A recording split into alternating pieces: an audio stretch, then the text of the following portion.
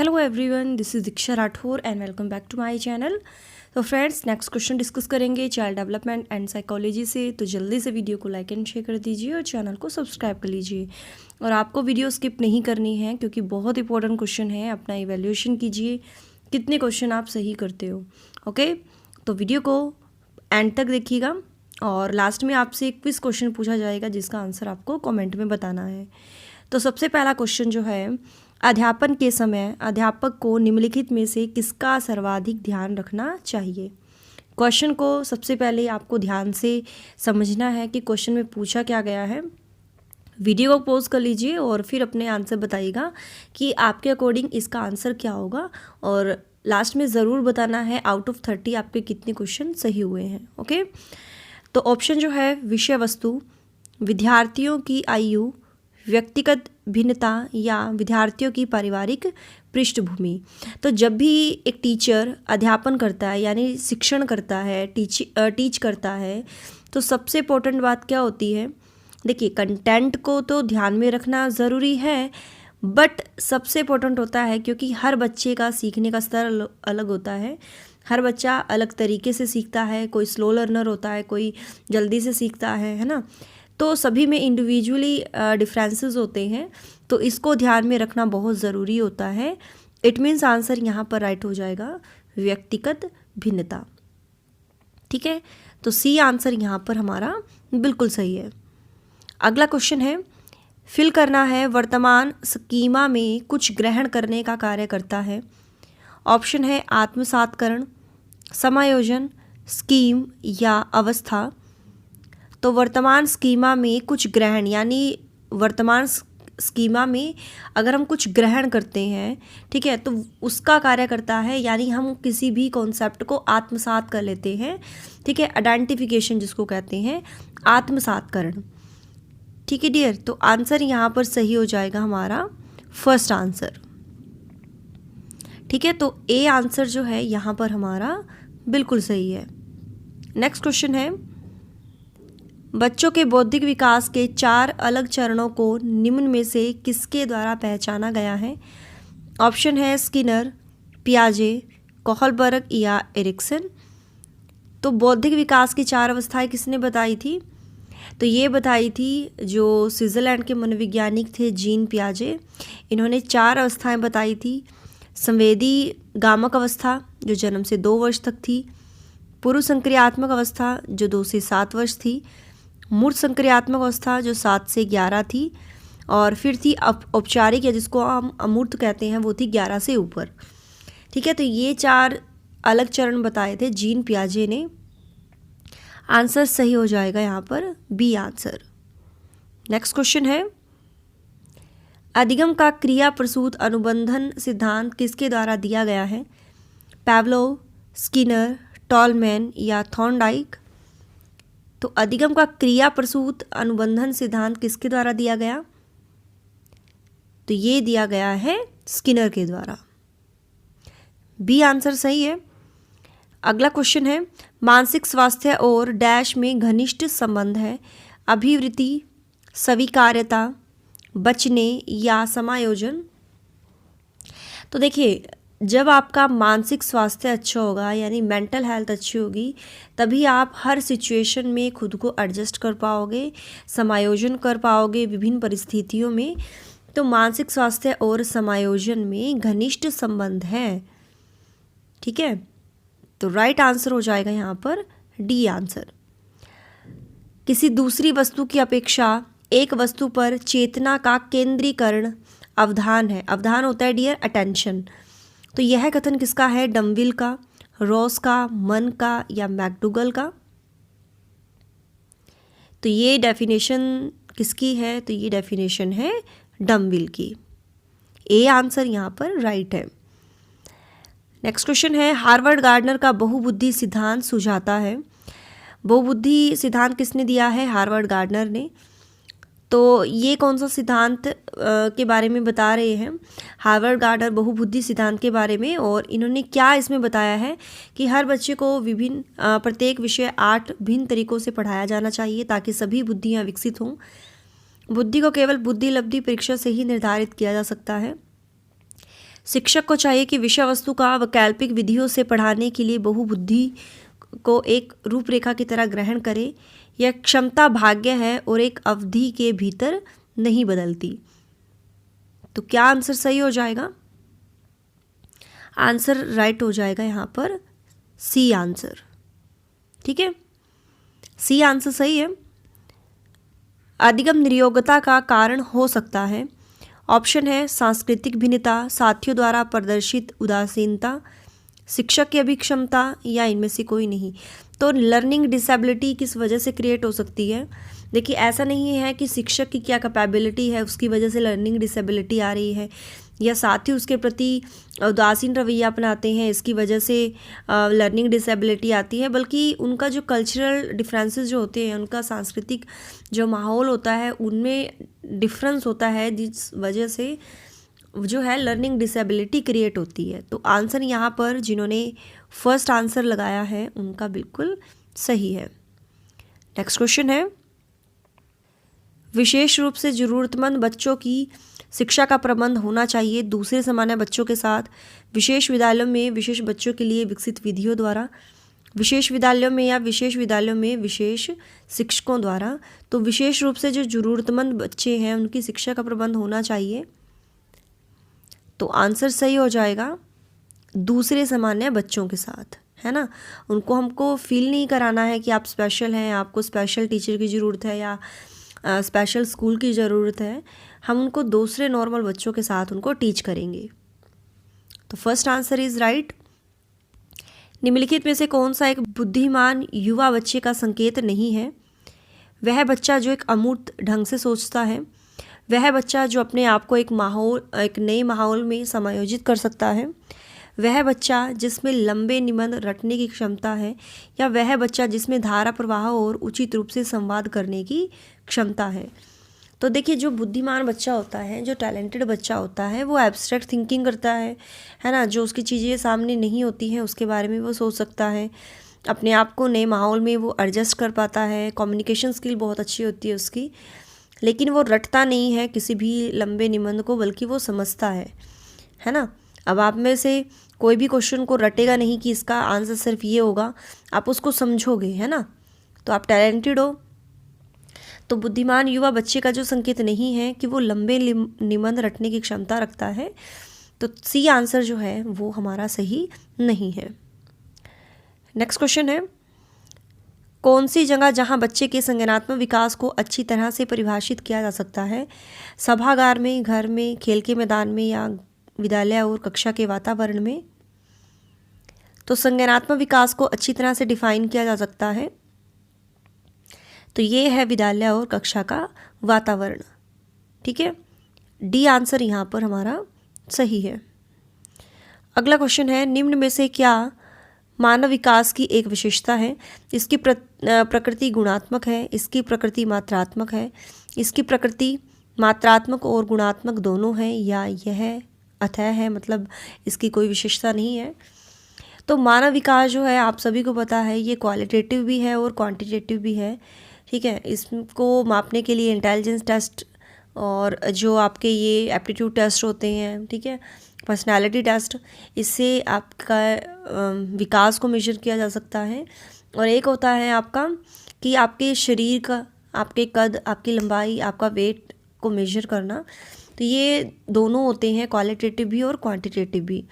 तो आंसर यहाँ पर राइट हो जाएगा सी आंसर। अगला है, समस्या के अर्थ को जानने की योग्यता वातावरण के दोषों, कमियों एवं रिक्तियों के प्रति सजगता विशेषता है। प्रतिभाशाली बालकों की, सामान्य बालकों की, सृजनशील बालकों की, या इनमें से कोई नहीं? तो आंसर सही हो जाएगा कि क्या समस्या है, ठीक है, और किस वजह से ये समस्या क्रिएट हुई है, वातावरण के क्या क्या दोष हैं, क्या क्या कमियां हैं, किस तरह से इसकी पूर्ति की जा सकती है। तो ये सृजनशील जो बच्चा होता है उसकी ये विशेषता है। तो आंसर सही हो जाएगा यहाँ पर सी आंसर। विशेष आवश्यकता वाले बच्चों को पढ़ने के लिए निम्नलिखित में से कौन सी व्यू रचना सबसे उपयुक्त है? अधिकतम बच्चों को सम्मिलित करते हुए कक्षा में चर्चा निर्देशन, विद्यार्थियों को सम्मिलित करते हुए अध्यापक द्वारा निर्देशन, सहकारी अधिगम अथवा पीयर ट्यूटरिंग, सहपाठियों द्वारा अनुरक्षण या अध्यापन के लिए योग्यता आधारित समूहीकरण। तो आंसर सही हो जाएगा यहाँ पर सहकारी अधिगम तथा पीयर ट्यूटरिंग, अध्यापक सहपाठियों द्वारा अनुरक्षण। नेक्स्ट क्वेश्चन है, एक कॉलेज जाने वाली लड़की ने फर्श पर कोट फेंकने की आदत डाल ली है। लड़की की मां ने उससे कहा कि कमरे से बाहर जाओ और कोट को खूंटी पर टांगो। लड़की अगली बार घर में प्रवेश करती है, कोट को हाथ पर रखकर अलमारी की तरफ जाकर कोट को खूंटी पर टांग देती है। यह उदाहरण है श्रृंखलागत अधिगम का, उद्दीपन अनुक्रिया सिद्धांत का यानी अधिगम का, प्रत्यय अधिगम का या उपरोक्त सभी।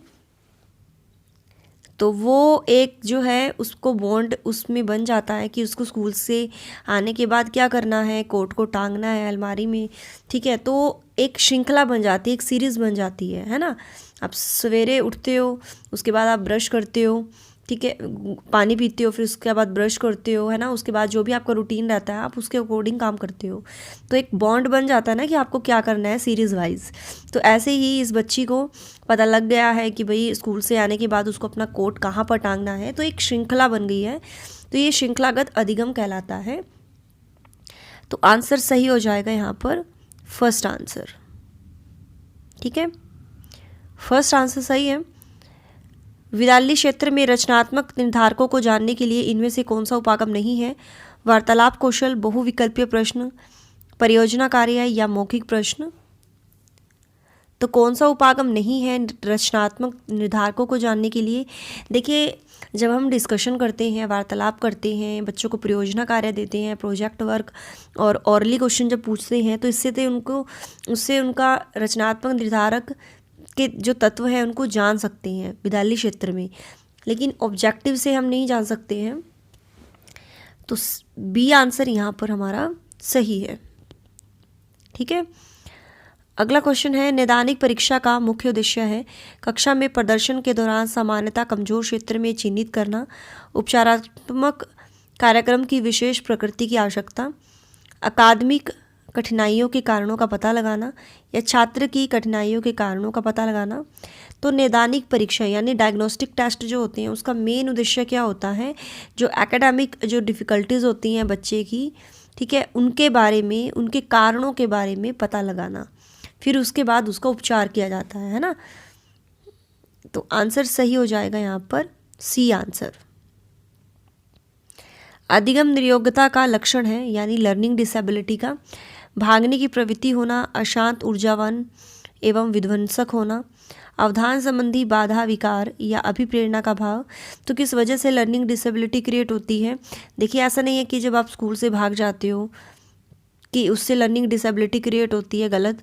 आप अशांत रहते हो, आप में ऊर्जा नहीं है, या आप कोई विध्वंसक कार्य कर रहे हो, तो इससे भी लर्निंग डिसेबिलिटी क्रिएट नहीं होती है। लैक ऑफ मोटिवेशन भी नहीं है कि अगर आप में मोटिवेशन का अभाव है, लेकिन आप में जो कंसंट्रेशन प्रॉब्लम होती है, आप एक जगह पर अपना ध्यान केंद्रित नहीं कर पाते हो, तो ये लर्निंग डिसेबिलिटी का लक्षण होता है, ठीक है। तो आंसर सही हो जाएगा यहाँ पर सी आंसर। अगला क्वेश्चन है, अधिगम को प्रभावित करने वाला व्यक्तिगत कारक है संचार के साधन, संवयस्क समूह, अध्यापक या परिपक्वता एवं आयु। तो पर्सनल फैक्टर कौन से हैं जो लर्निंग को इफेक्ट करते हैं?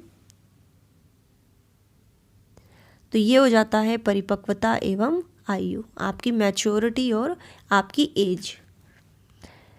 एक विकलांग बच्चा पहली बार विद्यालय आता है तो शिक्षक को क्या करना चाहिए?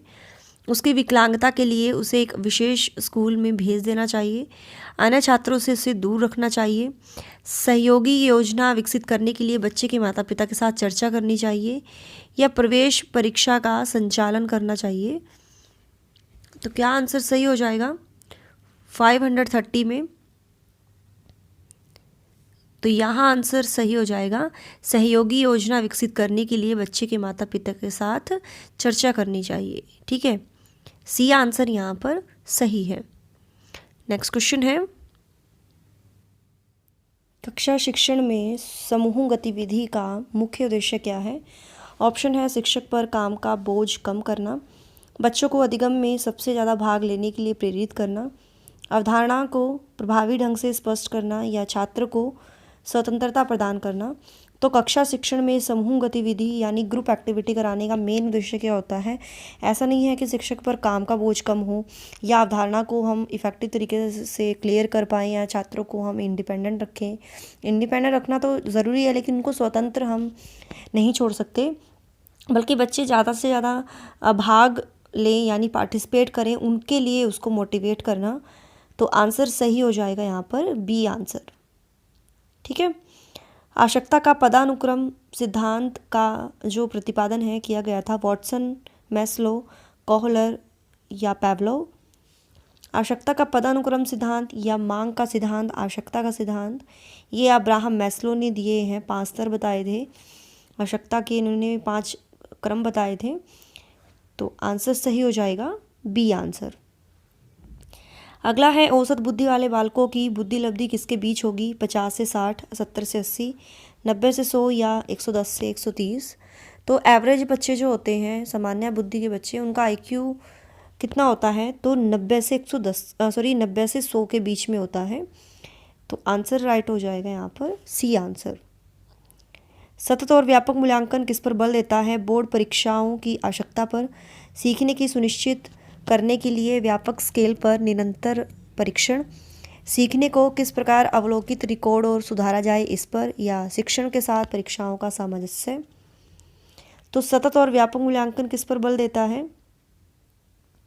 तो ये है कि सीखने को किस प्रकार अवलोकित, रिकॉर्ड और सुधारा जाए इस पर। ठीक है। तो आंसर क्या सही हो जाएगा यहाँ पर? C answer. नेक्स्ट क्वेश्चन है, निम्न में से कौन सा वंशान क्रम का नियम नहीं है? समानता, भिन्नता, प्रत्यागमन या अभिप्रेरणा। तो वंशान क्रम का नियम नहीं है। देखिए, समानता का नियम तो है, भिन्नता का नियम भी है, प्रत्यागमन का नियम भी है, लेकिन अभिप्रेरणा का नियम नहीं है। तो आंसर क्या राइट हो जाएगा यहाँ पर? D answer. निम्न में से वस्तुनिष्ठ परीक्षणों के गुण के संबंध में सही कथन है? इनका अंकन शीघ्रता एवं सुगमता से किया जा सकता है। ये परीक्षकों के व्यक्तिगत प्रभाव से प्रभावित नहीं होते हैं। वस्तुनिष्ठता के कारण ये अधिक विश्वसनीय एवं वैध होते हैं, या प्रोक्त में से कोई नहीं। तो ये हमारे पास कूट है, सही कथन चुनना है। तो ऑब्जेक्टिव टेस्ट जो होते हैं, देखिए, इनका अंकन करना यानी इनकी मार्किंग जो है बहुत जल्दी हो जाती है, ना ही ये एग्जामिनर के व्यक्तिगत प्रभाव से प्रभावित मतलब ये होते हैं, और ये विश्वसनीय और वैध होते हैं, वैलिड होते हैं। तो फर्स्ट, सेकंड एंड थर्ड सही हो जाएगा, यानी बी आंसर बिल्कुल सही है। तनाव को कम करने के अप्रत्यक्ष ढंग कहलाते हैं? समस्या समाधान विधि, रक्षात्मक यांत्रिकता, व्यक्तिगत विधि, या इनमें से कोई नहीं। तो आंसर सही हो जाएगा रक्षात्मक यांत्रिकता, बी आंसर सही है। बाल मनोविज्ञान का केंद्र बिंदु है? अच्छा शिक्षक, बालक, शिक्षण प्रक्रिया या विद्यालय। तो बाल मनोविज्ञान का केंद्र बिंदु है तो वो है बालक, बी आंसर बिल्कुल सही है। अगला क्वेश्चन है, निम्नलिखित में से कौन सा अधिगम के आंकलन को उजागर करता है? ऑप्शन है, शिक्षक किसी विद्यार्थी के निष्पादन का आंकलन दूसरों के निष्पादन की तुलना में करता है। शिक्षक विद्यार्थियों की चिंतन प्रक्रियाओं पर ध्यान देने के अलावा उनकी अवधारणात्मक समूह का भी आंकलन करता है। शिक्षक मानक उत्तरों से विद्यार्थियों के उत्तरों की तुलना करके उनका आंकलन करता है, या शिक्षक पाठ्यपुस्तकों में दी गई जानकारी के आधार पर विद्यार्थियों का आंकलन करता है। तो अधिगम के आंकलन को उजागर करता है। तो आंसर सही हो जाएगा यहाँ पर बी आंसर, कि शिक्षक जो है विद्यार्थियों की चिंतन प्रक्रियाओं पर ध्यान देने के अलावा उनकी अवधारणात्मक समूह का भी आंकलन करता है। ठीक है। और आज की क्लास का लास्ट क्वेश्चन है, शिक्षक व्यवहार सिद्धांत का प्रतिपादन किसने किया? SK Mishra, SS Mathur, DG Ryan या N तिवारी। तो क्या आंसर सही हो जाएगा? और मेरा पर्सनल चैनल है मिशन टैट, तो वो भी आप सब्सक्राइब कर लीजिएगा। वहाँ पर भी आपके एग्ज़ाम के लिए बहुत अच्छी अच्छी वीडियोस अपलोड की हुई है। मिशन टैट लिखना है MISSIONTET, मिशन टैट, तो वो आप सब्सक्राइब कर लीजिएगा। और यहाँ आंसर सही हो जाएगा DG रायन। ठीक है, सी आंसर यहाँ पर सही है। तो यही थे आज के 30 इंपॉर्टेंट क्वेश्चन। आपके कितने सही हुए हैं कमेंट में बताइएगा। यूट्यूब में ही बताना है आपको, लाइव में नहीं। ये आपका लाइव सेशन नहीं है, आपको ऐड टू कमेंट में आंसर करना है।